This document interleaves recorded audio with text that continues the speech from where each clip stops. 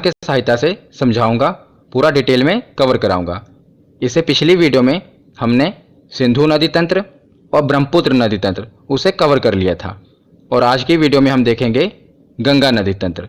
तो चलिए बिना देरी किए हुए वीडियो को शुरू करते हैं। तो चलिए वीडियो की शुरुआत करते हैं। और गंगा नदी तंत्र को पूरा डायग्राम से समझने से पहले हम कुछ गंगा नदी से रिलेटेड बेसिक जानकारी जान लेते हैं। उसके बाद हम पूरा गंगा नदी तंत्र डायग्राम से कवर करेंगे। तो सबसे पहले है कि गंगा नदी भारत की सबसे लंबी नदी है, और बात करें इसकी लंबाई की तो इसकी कुल लंबाई है 2525 किलोमीटर, यानी कि 2525 किलोमीटर। और गंगा नदी दो देशों से गुजरती है, भारत और बांग्लादेश। तो भारत के उत्तराखंड से निकलती है, उसके बाद ये बांग्लादेश चली जाती है, और बांग्लादेश से बाद ये बंगाल की खाड़ी में गिर जाती है। तो ये दो देशों से गुजरती है। पर बात करें इसके अपोहा तंत्र की, मतलब कि इसकी सहायक नदियों की, उसको भी इंक्लूड करें तो सहायक नदियां तो नेपाल से भी आती हैं। पर अगर मुख्य रूप से गंगा नदी देखें तो वो दो देशों से ही गुजरती है, भारत और बांग्लादेश। उसके बाद देखते हैं कि गंगा नदी भारत के 5 राज्यों से गुजरती है। किन किन राज्यों से? बहुत ही महत्वपूर्ण है और कई बार एग्जाम में पूछे गए हैं। तो सबसे पहले है उत्तराखंड। उत्तराखंड से तो ये निकलती ही है। उसके बाद एंटर करती है उत्तर प्रदेश, और उत्तर प्रदेश के बाद बिहार। बिहार के बाद ये आगे झारखंड के ऊपरी हिस्से से निकलती है। तो कई किताबों में आपने पढ़ा होगा, उसमें झारखंड नहीं दिया होता। पर याद रखिए, जो गंगा नदी है ये झारखंड के भी कुछ हिस्से से होकर गुजरती है, और उसके बाद ये पश्चिम बंगाल में चली जाती है, और पश्चिम बंगाल के बाद ये बांग्लादेश में प्रवेश करती है। तो बांग्लादेश के बाद ये बंगाल की खाड़ी में गिर जाती है। तो कुल कितने राज्य हुए हमारे जो भारत में हैं? ये हुए 5 राज्य: उत्तराखंड, उत्तर प्रदेश, बिहार, झारखंड और पश्चिम बंगाल। आगे हम इसे मैप में भी देखेंगे, पर अभी आप याद रखिए। उसके बाद हम देखते हैं गंगा नदी की कुछ विशेषता। तो गंगा नदी स्वतः स्वच्छ होने वाली नदी है, यानी कि ये सेल्फ प्योरीफाइंग रिवर है। आपने भी देखा होगा, जब आप गंगा स्नान करने जाते हैं तो वहाँ से बोतलों में गंगा जल भर कर लाते हैं ना, और वो गंगा जल आप कितने दिनों तक, सालों तक रखते हैं, फिर भी वो खराब नहीं होता। तो क्यों खराब नहीं होता? आपने कारण जाना है इसके पीछे? तो इसके पीछे का कारण है बैक्टीरियोफेज नामक एक वायरस।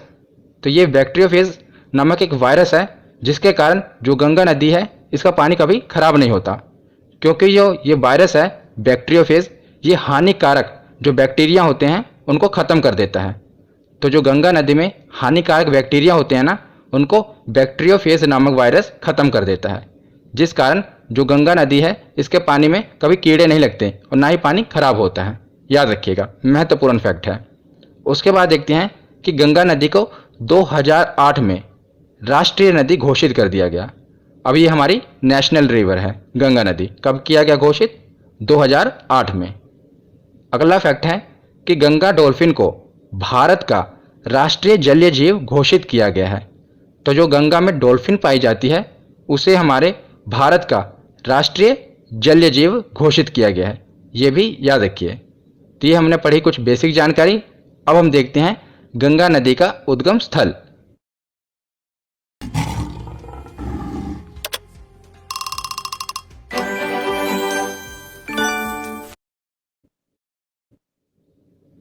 तो हमने गंगा नदी से रिलेटेड बेसिक जानकारी ले ली। अब हम देखते हैं कि गंगा नदी का उद्गम कहाँ से हुआ। तो आपने किताबों में पढ़ा होगा कि जो गंगा नदी है इसका उद्गम उत्तराखंड के गोमुख से गंगोत्री हिमानी से हुआ है। हिमानी मतलब होता है ग्लेशियर, तो ग्लेशियर को हिंदी में हिमानी कहते हैं। तो उत्तराखंड के गंगोत्री हिमानी से हुआ है। पर याद रखिए, गंगोत्री हिमानी से भागीरथी नदी निकली है, वहाँ पर इसे कहते हैं भागीरथी नदी। और आपने पौराणिक कथाओं में भी पढ़ा होगा कि गंगा को भागीरथी कहा जाता है। इसीलिए हम मानते हैं कि गंगोत्री हिमानी से ही गंगा नदी निकलती है, पर ऐसा नहीं है। जो गंगा नदी है ये 2 नदियों के संगम से बनी है। एक है भागीरथी नदी और दूसरा है अलकनंदा नदी।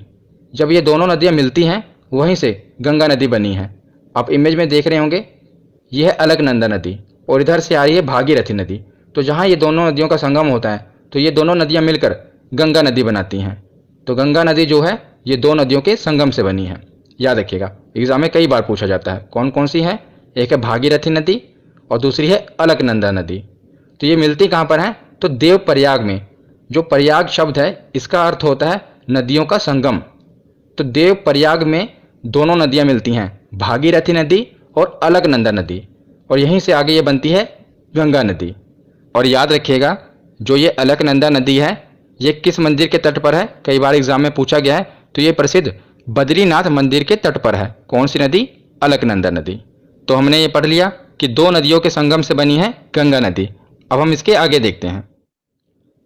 तो उसके बाद अब हम आगे देखते हैं, जैसा कि हमने पीछे देखा कि जो गंगा नदी है ये दो नदियों के संगम से बनी है, एक है भागीरथी और दूसरी है अलकनंदा। उसी प्रकार जो ये अलकनंदा नदी है ना, इसमें कुछ सहायक नदियाँ भी मिली हुई हैं। तो सहायक नदियाँ जो हैं ये एग्ज़ाम में बहुत बार पूछी गई हैं, मोस्ट इम्पोर्टेंट। तो ये सहायक नदियाँ जहाँ पर आकर मिलती हैं तो प्रयागों का नाम है, जैसे विष्णु प्रयाग, नंद प्रयाग और कर्ण प्रयाग और रुद्र प्रयाग। तो ये पूछे जाते हैं कि बताइए देव प्रयाग में किन दो नदियों का संगम है, रुद्र प्रयाग में किन दो नदियों का संगम है। तो हमें अगर पता होगा कि अलकनंदा में कौन सी सहायक नदी आकर मिलती है तभी तो हम बता पाएंगे। तो एक नदी है ये तो कॉमन रहेगी, अलकनंदा नदी, और इसी में दूसरी सहायक नदी आकर मिलेगी।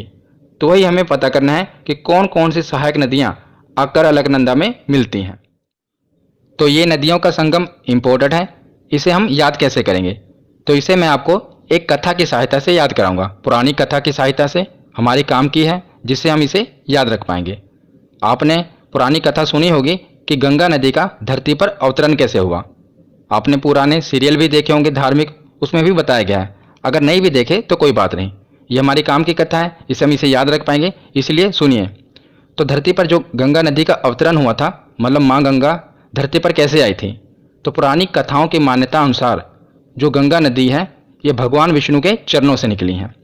तो भगवान विष्णु के चरणों से जब ये निकली और धरती पर आ रही थी तो इनके जो वेग था, मतलब जो गंगा की स्पीड थी, बहुत तेज थी। तो जब ये धरती पर आ रही थी तो इनकी स्पीड बहुत तेज थी, जिस कारण भगवान शिव जी ने क्या किया, इन्हें अपनी जटाओं में धारण कर लिया, और अपनी जटाओं में धारण करके जो इनकी गति थी उसको मंद कर दिया। मंद मतलब कि धीमा कर दिया।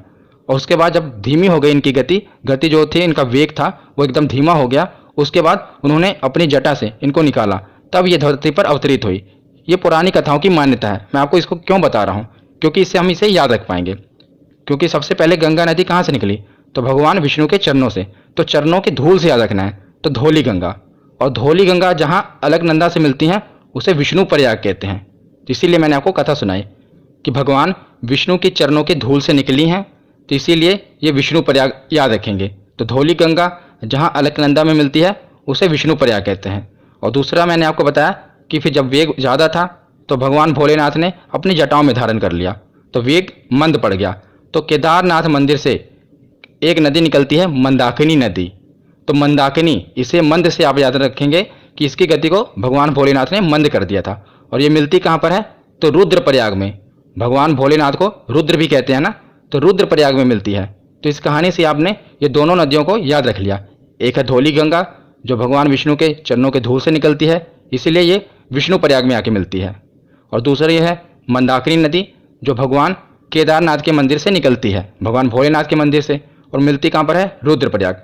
तो रुद्रप्रयाग में अलकनंदा और मंदाकिनी मिलती है, और विष्णु प्रयाग में अलकनंदा और धौली गंगा मिलती है।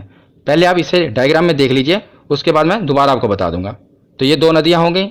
उसके बाद है एक नंदाकिनी नदी। ये कहाँ पर आगे मिलती है? तो नंद प्रयाग में। ये तो आसानी से याद रख लेंगे, नंदाकिनी नंद प्रयाग में मिलती है। इसमें एक नदी कॉमन रहेगी, अलकनंदा, और दूसरी नदियाँ इसमें आके मिलेंगी। एक ही नदी बची हमारी, पिंडार नदी, और ये मिलती है कर्ण प्रयाग में। तो ये 5 प्रयाग हो गए, विष्णु प्रयाग, नंद प्रयाग, कर्ण प्रयाग, रुद्र प्रयाग और देव प्रयाग। और हिंदू धर्म में इन 5 प्रयागों की बहुत मान्यता है, तो याद रखिएगा। और ये सभी उत्तराखंड में ही हैं। एक बार हम रिवीजन कर लेते हैं कि देव प्रयाग में तो 2 नदियाँ मिलती हैं, अलकनंदा और भागीरथी, और इन्हीं के संगम से आगे गंगा नदी बनती है। उसके बाद है विष्णु प्रयाग, तो अलकनंदा तो है ही है, और भगवान विष्णु के चरणों की धूल से निकली है, तो धौली गंगा। उसके बाद है नंद प्रयाग, अलकनंदा तो है ही, उसमें आएगी नंदाकिनी नदी, तो इसीलिए इसे नंदप्रयाग कहते हैं। उसके बाद है कर्णप्रयाग। कर्णप्रयाग में अलकनंदा और पिंडार नदी। उसके बाद है रुद्रप्रयाग। अलकनंदा और मंदाकिनी, भगवान भोलेनाथ ने गंगा के वे को मंद कर दिया था, जिससे आप याद रखेंगे। तो ये पांचों प्रयाग, इसे आप आसानी से याद रख लेंगे। तो अब हमने पूरा देख लिया कि कैसे किन किन नदियों के संगम से गंगा नदी का निर्माण हुआ। अब यहाँ से ये गंगा नदी कहलाएगी देवप्रयाग से। इसके आगे इसे गंगा नदी कहेंगे। उससे पहले इसे गंगा नदी नहीं कहते थे, यहाँ पर भागीरथी कहते थे, यहाँ पर अलकनंदा कहते थे। पर जब ये दोनों का संगम हुआ तो इसे देवप्रयाग से गंगा नदी कहा जाने लगा। अब इसके बाद हम इसे आगे पढ़ेंगे। तो अब हम आगे देखते हैं। मैंने इस स्लाइड में पूरा गंगा नदी का अपोहा तंत्र, कौन कौन सी सहायक नदियां हैं, गंगा नदी कहाँ कहाँ से गुजरती है, सभी को एक ही स्लाइड में कवर किया है। बहुत मेहनत से मैंने ये पूरी स्लाइड बनाई है ताकि आपको याद रहे।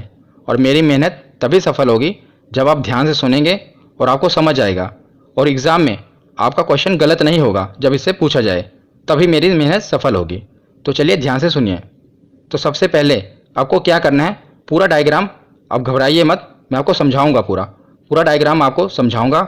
उसके बाद क्या करना है, जब ये वीडियो ख़त्म हो जाए, आपको पीडीएफ के सहारे नहीं रहना, आपको कॉपी पर जैसे मैंने ये डायग्राम बनाया है अपने हाथ से पूरा बनाना है। तो जब आप डायग्राम को बना लेंगे तो आपको रिवीजन हो जाएगी और आपको ये डायग्राम कभी भूलेगा नहीं, और आपको पूरा गंगा नदी तंत्र याद रहेगा। तो चलिए देखते हैं।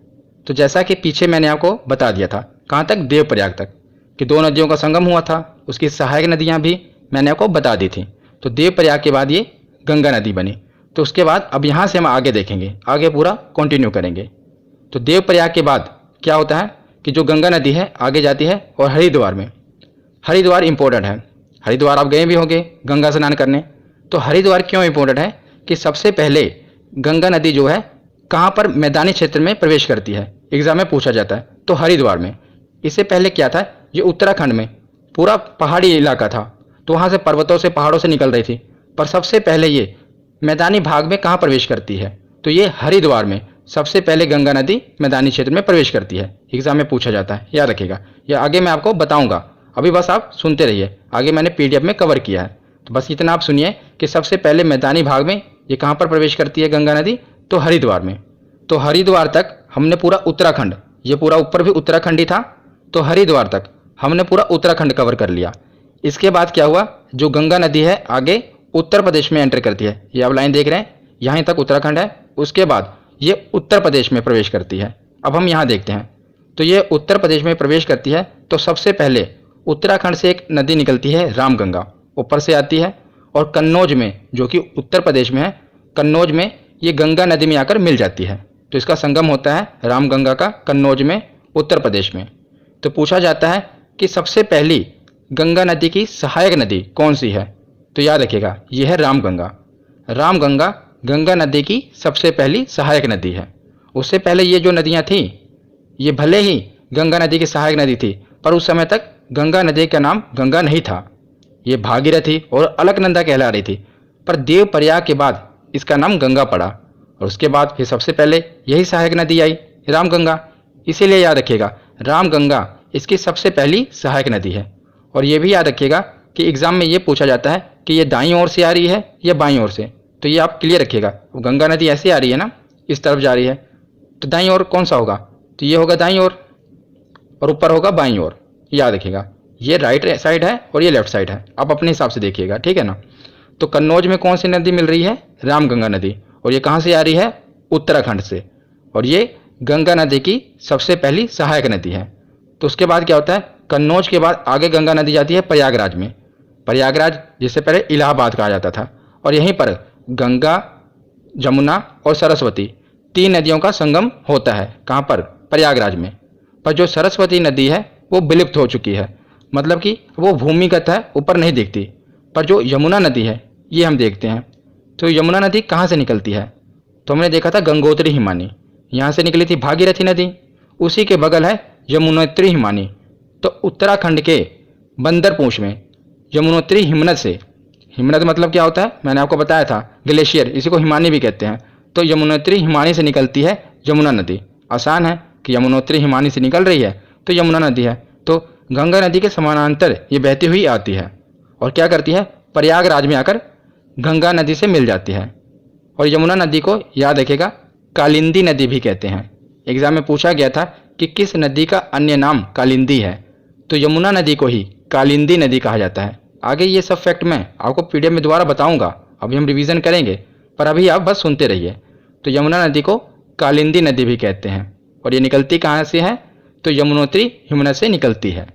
और दूसरा फैक्ट ये है कि गंगा नदी की सबसे लंबी सहायक नदी कौन सी है, तो कौन सी है आप देख ही रहे होंगे, तो यह है यमुना नदी।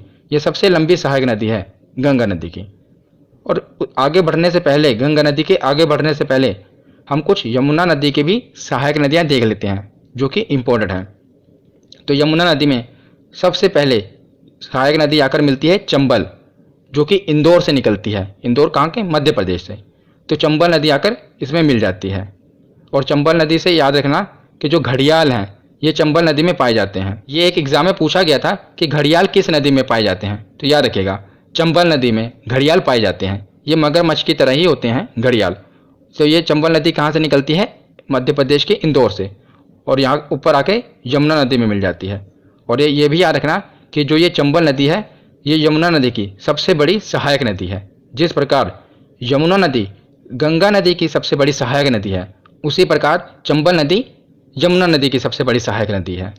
उसके बाद दूसरी सहायक नदी है बेतवा। ये निकलती है विंध्य पर्वत मध्य प्रदेश से, और उसके बाद ये भी यमुना नदी में मिल जाती है। और तीसरी सहायक नदी है केन। ये निकलती है कैमूर पहाड़ी मध्य प्रदेश से, और ये भी ऊपर जाकर यमुना नदी में मिल जाती है। अब ये यमुना नदी में मिलती हैं और यमुना नदी गंगा नदी में मिल जाती है। तो बताइए ये जो तीन नदियां हैं ये गंगा की सहायक नदियां हैं या नहीं, तो हैं। अगर ये यमुना की सहायक नदियां हैं तो बाद में यमुना भी तो गंगा में मिल जा रही है। इसका पानी यमुना में मिल रहा है और यमुना का पानी गंगा में मिल रहा है, तो ये यमुना और गंगा दोनों की सहायक नदियां हो जाएंगी, चंबल, बेतवा और केन। ठीक है, याद रखिएगा ये तीनों यमुना में मिल रही हैं। तो यहाँ पर हमने देख लिया, और हमने ये भी देख लिया कि जो यमुना नदी है ये प्रयागराज में आकर मिल रही है, और प्रयागराज में गंगा, जमुना और सरस्वती ये तीनों नदियाँ मिलती हैं। तो ये हमने देख लिया। तो प्रयागराज के बाद गंगा नदी आगे बढ़ती है और जाती है गाजीपुर में। तो गाजीपुर में क्या होता है, ऊपर से एक नदी आ रही है गोमती नदी। गोमती नदी जो है ये फुलहर झील से निकलती है, और याद रखिएगा ये फुलहर झील कहाँ पर है, पीलीभीत उत्तर प्रदेश में।